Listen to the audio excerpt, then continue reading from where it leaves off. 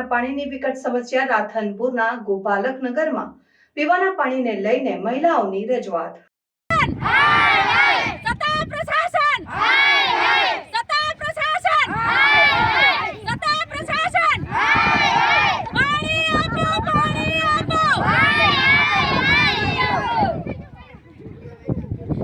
પાણી ચોરી કરતા બિલ્ડરો સામે પાલિકાના 4 હાથ, પાલિકા વિરુદ્ધ મહિલાઓ દ્વારા સૂત્રોચ્ચાર।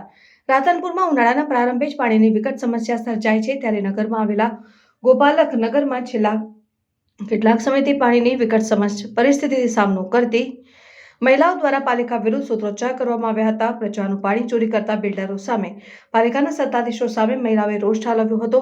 રાધનપુર નગરમાં આવેલા ગોપાલક નગરમાં છેલ્લા 2 મહિનાથી પાણીની વિકટ સમસ્યા સર્જાય છે, ત્યારે પાલિકા દ્વારા આપવામાં આવતું પાણી ખરાબ અને દુર્ગંધ મારતું આવતું હોવાને કારણે પીવાલાયક પાણી ન હોવાથી પાણી મેળવવા માટે માથે બેડા ઉપાડી મહિલાઓને દૂર દૂર સુધી કાળઝાળ ગરમીમાં રઝળપાટ કરવા મજબૂર બની છે। ઉનાળો શરૂ થતાની સાથે જ રાધનપુરમાં પીવાના પાણી માટેની મહિલાઓની સમસ્યાના નિવારણ બાબતે પાલિકાના સત્તાધીશો દ્વારા કોઈ જ કામગીરી કરવામાં ન આવતા મહિલાઓ રોષે ભરાઈ હતી। આ ગોપાલક વિસ્તારના લોકો દ્વારા કેન્દ્ર કોંગ્રેસ મહિલા આગેવાનોનો સંપર્ક કરી પાણીના પ્રશ્ને હલ્લાબોલ મચાવી તંત્ર પાસે પાણીની માંગ કરી હતી।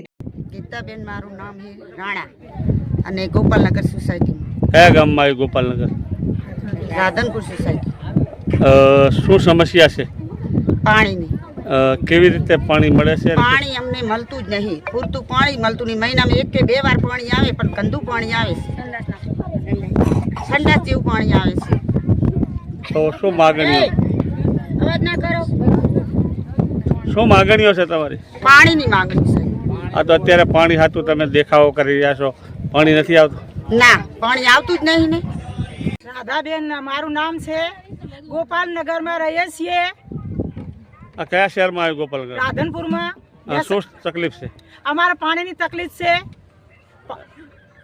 પાણી 4 મહિનાથી ઉનાળો બેઠો, પાણી મળતું નહીં અમને, અને પાણી મૂકે છે તો ગંદુ પાણી મૂકે છે, ગટરનું પાણી મૂકે છે, તો પછી અમે પાણી માંગીએ છીએ તો અમને પાણી પૂરતું મળતું નહીં। એક તો અમારો મેન રસ્તો હાવ બગાડીને મૂકી દીધો છે। હું આજે આવી હતી ગોપાલક નગર સોસાયટીમાં, જે ગોપાલક નગર રાધનપુરમાં આવેલું છે, અને 7 નંબર વોર્ડનો એક આ હિસ્સો છે કે છેલ્લા 2 મહિનાથી ત્યાં પાણી આવતું નથી। નથી રોડની સુવિધા, નથી ગટરની સુવિધા, નથી લાઇટની સુવિધા, અને બાજુમાં જુઓ તો 4 કરોડ અને 7 લાખના ખર્ચે જે રસ્તો બન્યો છે કે જે કોઈ ઉપયોગી નથી, માત્ર ને માત્ર બિલ્ડરોની ફાયદા માટે એ રસ્તો છે। તો આ લોકો 35 વર્ષથી વસવાટ કરે છે, તે અમને રસ્તો નથી મળતો। આ લોકો માલધારી છે, એમની ભેંસો, ગાયો, ઢોર ઢાંખર તરસે મરે છે, અને 2 મહિનાથી બિલકુલ આ લોકોને પાણી મળ્યું નથી। મને ફોન આવ્યો હતો કે બેન તમે અમારી મદદે આવો। આજ હું એમની મુલાકાતે આવેલી હતી, અને આ બાજુ બિલ્ડરો બિલ્ડિંગો બાંધકામ થાય છે, ત્યાં લાઈન ચોરી કરી અને પાણી લોકો લે છે। જે લોકોનું પીવાનું પાણી છે એ બિલ્ડરોને ચોરી કરી અને એમને વાપરવા મળે છે પાણી, અને આ મધ્યમ વર્ગને પીવાનું પાણી મળતું નથી। આ એક હળહળતો અન્યાય છે, અને અમે શુક્રવાર સુધીનું અલ્ટિમેટમ આપીએ છીએ।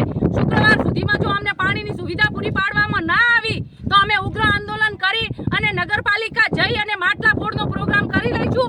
અને મીડિયાના માધ્યમથી પ્રમુખશ્રી અને ધારાસભ્યને હું કહેવા માંગુ છું કે આ લોકોની માત્ર ને માત્ર તમારે વોટ ટાઈમે જરૂર પડે છે, બાકી એમની તકલીફોમાં તમે ભાગ લેવા નથી આવતા। અને મહેરબાની કરો, આવા ખરા તાપમાં આ લોકો પાણી માટે ક્યાં ક્યાં રઝળે છે એ આવીને જોઈ જાઓ, ને એમને તત્કાલ ધોરણે પાણીની વ્યવસ્થા કરો, નહીતર અમારે ઉગ્ર આંદોલન કરવું પડશે અને નગરપાલિકા ધરણા પ્રોગ્રામ પણ કરવો પડશે, અને હું પણ એમની સાથે રહીશ। મારું નામ છે જ્યોતિબેનજી જોશી, એક સામાજિક કાર્યકર। મારું નામ ભરવાડ લીલાબેન અજરભાઈ છે, અને અમે ગોપાલનગર સોસાયટીમાં રહીએ છીએ। અમને પૂરતું પાણી કાંઈ મળતું નથી, અને જ્યારે અમારે પાણી આવે ત્યારે ગંદુ પાણી આવે। અમે 2 કિલોમીટરથી પાણી લઈને રવડીએ પલાવીએ છીએ।